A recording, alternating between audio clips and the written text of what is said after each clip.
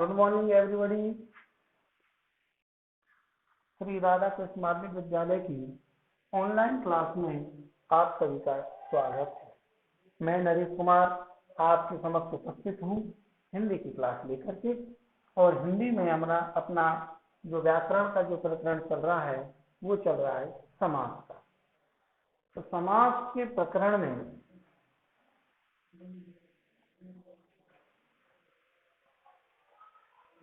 हम अव्ययी भाव, द्वंद्व और तत्पुरुष इन तीनों समासों का अध्ययन पूर्व क्लास में कर चुके हैं। तो आज अपना जो समास चलेगा वो चलेगा कर्मधारय समास। कर्मधारय समास। कर्मधारय समास बहुत सिंपल है। मैं एक आम भाषा में कहूं तो यह दो शब्द याद रख लो केवल। एक तो विशेषता और एक रख लो उपमा। या तो किसी की विशेषता बतलाई जा रही हो या किसी की उपमा दी जा रही हो तो वहां कर्मधारय समास होता है। कुछ भी घमेले में पढ़ने की आवश्यकता नहीं है, केवल दो बातें याद रख लो। किसी शब्द की विशेषता किसी की विशेषता बतलाई जा रही हो तो भी कर्मधारय समास होगा, और किसी की कोई उपमा दी जा रही हो तब भी कर्मधारय समास होगा। अब जैसे मैं एक उदाहरण लेकर के बताता हूं। काली मिर्च। काली मिर्च। मिर्च कैसी है? काली है। तो ये काली शब्द क्या है? अपना विशेषण है। क्या है? विशेषण है। और मिर्च क्या है? विशेष्य। क्या कहलाएगा? ये विशेष्य कहलाएगा। क्या कहलाएगा? विशेष्य कहलाएगा। तो कहने मतलब मैंने वही बात आ गई। यहाँ कोई विशेषता यहाँ विशेषता बतलाई जा रही है। मिर्च कैसी है? काली मिर्च है। कैसी मिर्च है? काली मिर्च है। तो जब विशेषता बतलाई जा रही हो तो वहां भी कर्मधारय समास होता है। और जिसकी विशेषता बतलाई जाती है उसे हम क्या कहते हैं? विशेष्य कहते हैं। क्या कहते हैं? मैं इसको लिखाऊंगा नहीं, यही समझ लीजिए। जो विशेषता बतलाने वाले शब्द को विशेषण कहते हैं और जिस शब्द की विशेषता बतलाई जा रही है उसे अपन कहते हैं विशेष्य। क्या कहते हैं? विशेष्य कहते हैं। दूसरी बात, जैसे मैंने कहा चंद्रमुखी। चंद्रमुखी। इस चंद्रमुखी नाम सामने आती है अपन को क्या है? क्या फीलिंग थोड़ी? चंद्रमा के समान मुख वाली। चंद्रमा के समान मुख वाली। तो किसके समान? चंद्रमा के समान। किसकी उपमा दी जा रही है? मुख की। किससे दी जा रही है? चंद्रमा से। तो चंद्रमा तो कहलाएगा उपमा। किसकी उपमा दी जा रही है? मुख की दी जा रही है कि मुख किसके समान सुंदर है? चंद्रमा के समान सुंदर है।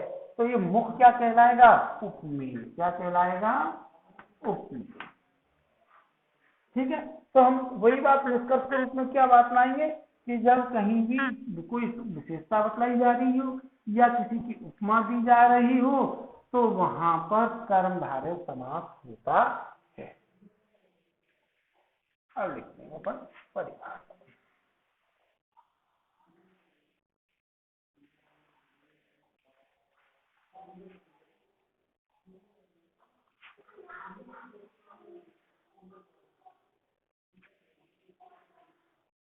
जिस समास में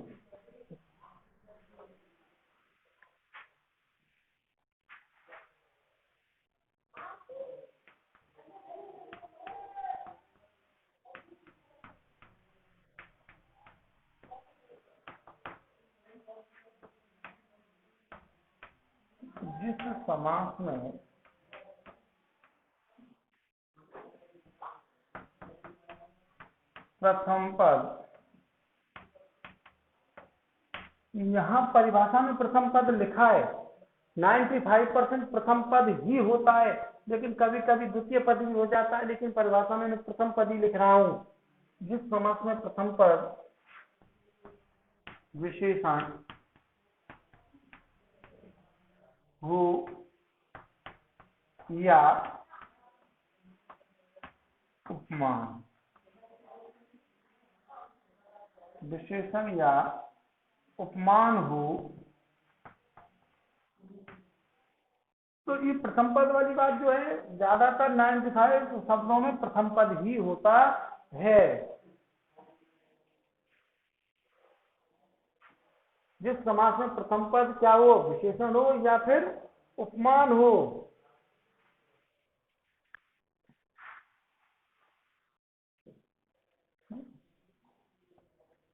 या उपमान हो, तथा द्वितीय पद क्या हो, विशेष्य या उपमेय हो, तो वहां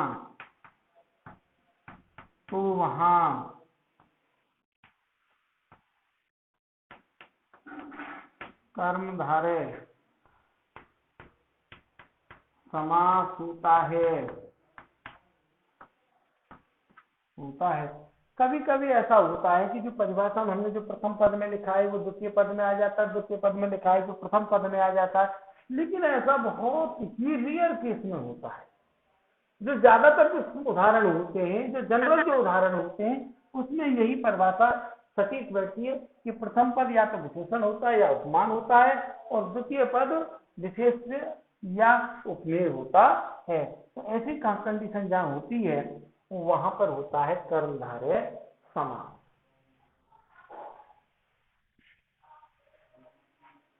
हाँ, उदाहरण देख लीजिए, जैसे नील कमल,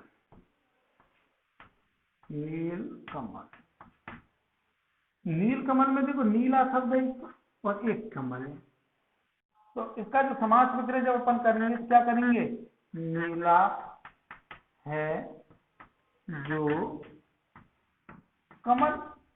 भाई कमल कैसा है, नीला है, तो हमने कहा कि पहला पद विशेषण हो, द्वितीय पद विशेष, तो नीला पद क्या हो जाएगा, इसका विशेषण है। कमल कैसा है, नीला है, और कमल क्या है, विशेष है। जहां विशेष और विशेषण एक साथ आ रहे हो तो वहां कौन सा समास होगा, कर्मधारय समास होगा।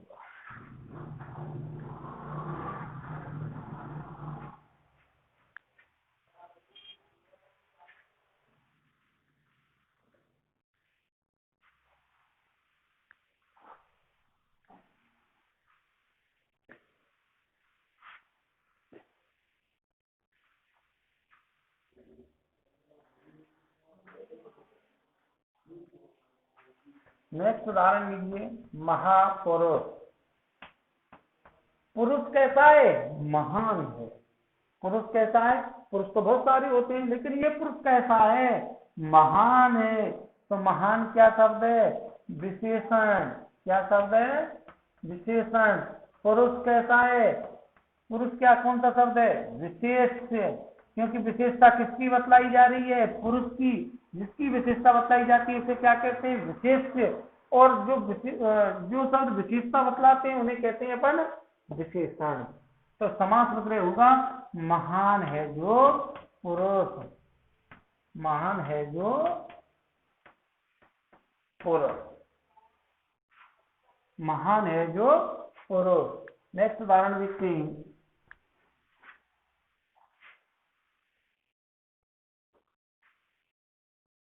महात्मा। महात्मा, आत्मा कैसी है, महान। तो महाशब्द विशेषण हो जाएगा, आत्मा क्या हो जाएगी, विशेष्य। महान है जो आत्मा, महान है जो आत्मा।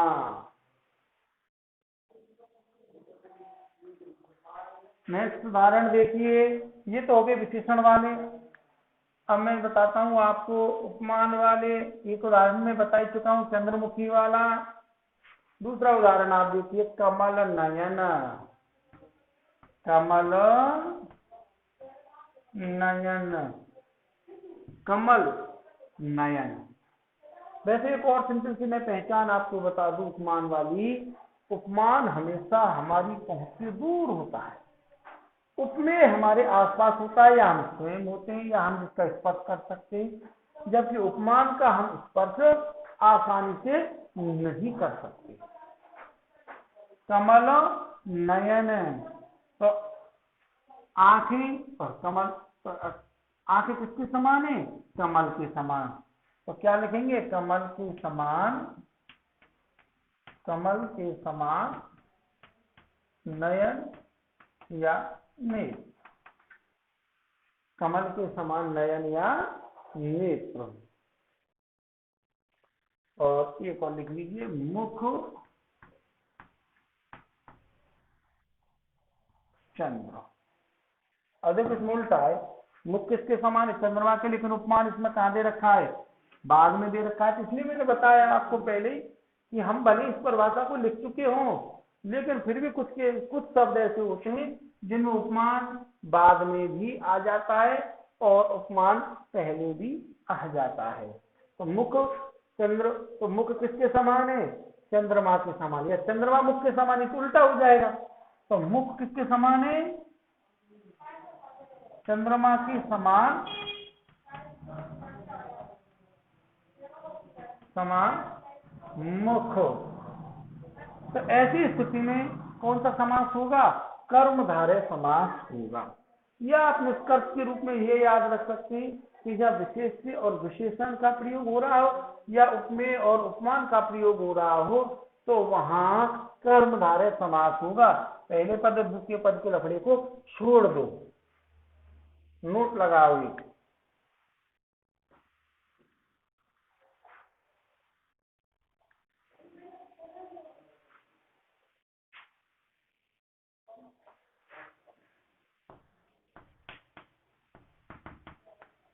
जब समस्त पद में या सामासिक पद में, समस्त पद में विशेष्य विशेषण या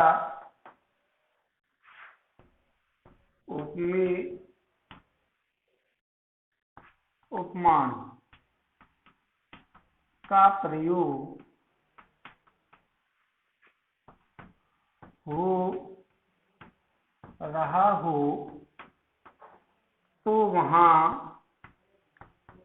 तो वहां कर्मधारय समास होता है। अब मैंने ये नोट इसलिए लगवाया है कि आप इस बात से विचलित ना हो कि भाई उपमान पहले ही आएगा, बाद में भी आ सकता है, लेकिन जनरली शब्दों में वो पहले आता है, लेकिन कुछ शब्द ऐसे होते हैं जिनमें बाद में आ जाता है। इसलिए मैंने नोट लगवा दिया, चाहे विशेष कहीं आए विशेषण कहीं आए, उपमेय पहले आए या बाद में आए, इससे हम पे कोई फर्क नहीं पड़ रहा है। हमें तो केवल ये दो बात ध्यान रखनी है, विशेषण और विशेषण, उपमेय और उपमान। ये दो चीज हमें यदि कहीं दिखाई दे रही हो, ये दो विशेषताएं हमको कहीं दिखाई, ये दोनों जो नियम है ये हमको कहीं घटित होते दिखाई दे रहे हैं, तो निश्चित रूप से वहां कर्मधारय समास होगा। मैं समझता हूं कि आप सभी समझ गए, मैं जिस बात को समझा रहा हूं उसको अच्छे से समझ गए होंगे।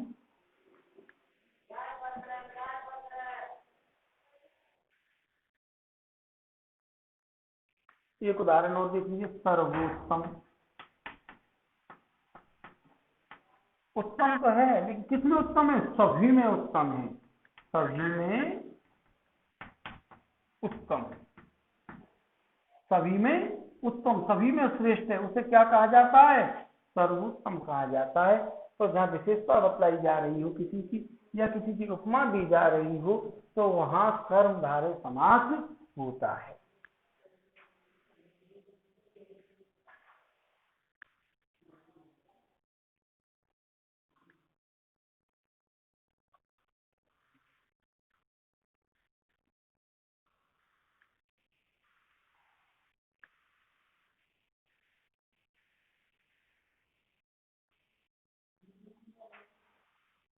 नेक्स्ट समास देखते हैं, अब पांचवा, जिगु समास।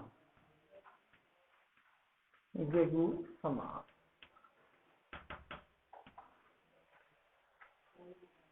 द्विगु समास।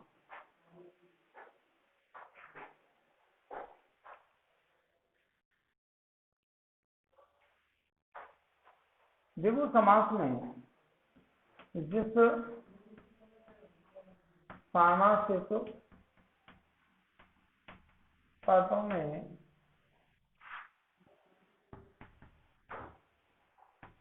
प्रथम पद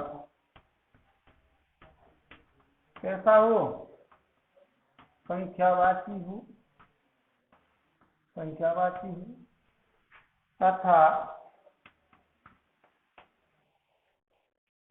तथा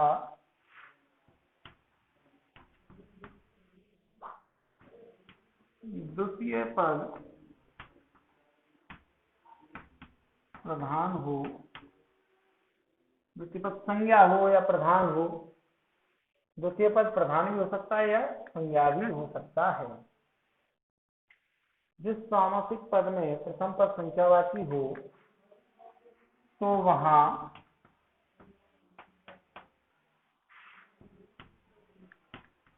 द्विगु समास होता है। क्योंकि ये तत्पुरुष समास का उपभेद है, इसलिए जब तत्पुरुष समास का द्वितीय पद प्रधान होता है या द्वितीय पद संज्ञा शब्द होता है तो ये हम निश्चित रूप से कह सकते हैं कि द्विगु समास का प्रथम पद संख्यावाची भले ही हो लेकिन द्वितीय पद भी प्रधान या संज्ञा शब्द होता है। संज्ञा शब्द होता है, ये ज्यादा सटीक रहेगा कि जिस सामासिक पद प्रथम पद संख्यावाची होगा द्विगु समास होता है। ये तो सिंपल सी परिभाषा रही, हम ये भी याद रख सकते हैं कि इसका द्वितीय पद संज्ञा शब्द होता है। जैसे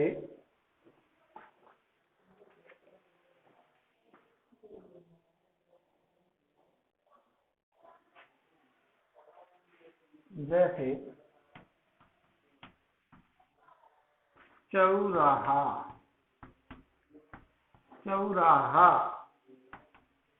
यानी रहा कहते हैं राष्ट्र को, चौ संख्यावाची शब्द है, चौका होता है चार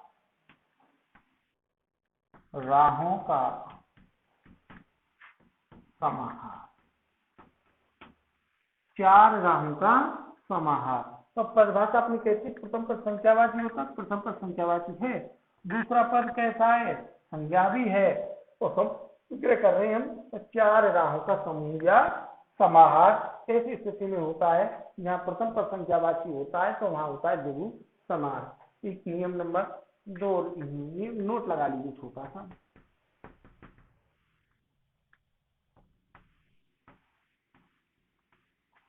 द्विगु समास में समास विग्रह करते समय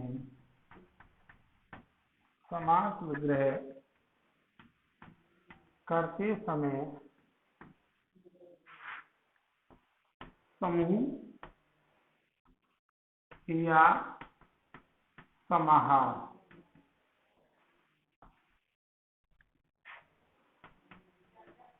शब्द का प्रयोग करते,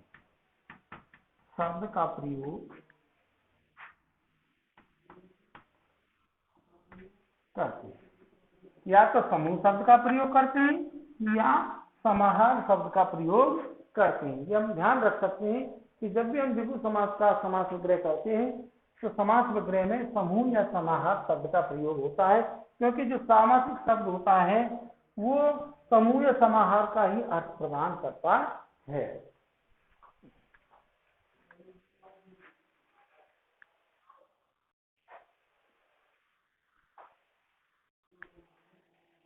अब देखते हैं उदाहरण।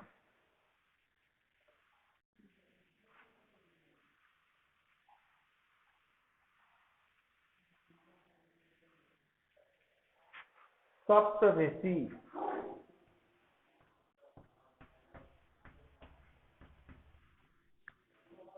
सप्त यानी कि सात, ऋषि यानी कि ऋषि, अर्थात सात ऋषियों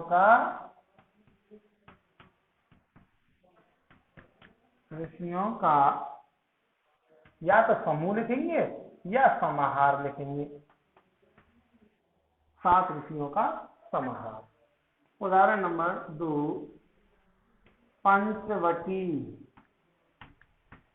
पंच का मतलब हो गया 5, वट यानी कि वृक्ष, 5 वट या वृक्ष, वटों या वृक्षों का समाहार, 5 वटों या वृक्षों का समूह पंचवटी कहलाई, या 5 वृक्षों का समाहार पंचवटी कहलाई। सप्तऋषि हो गया, पंचवटी हो गया, चौराहा हो गया। नेक्स्ट लीजिए सप्ताह, सप्ताह, सप्त और एह दो शब्द हैं। सप्त का मतलब 7 और एह का मतलब होता है दिन। क्या होता है? दिन। दीर्घ संधि हो रही है एह शब्द है। तो 7 दिनों का, 7 दिनों का समूह, समूह लिख दो या समाहार लिख दो, इससे कोई फर्क नहीं पड़ता है।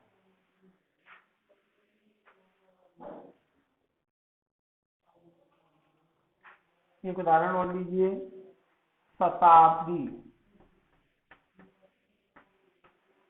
शत यानी कि 100, अब्द कहते हैं वर्ष को, अब्द किसको कहते हैं? वर्ष को। तो 100 भाई, 7 का मतलब क्या हो गया? 100 हो गया। क्या हो गया? 100।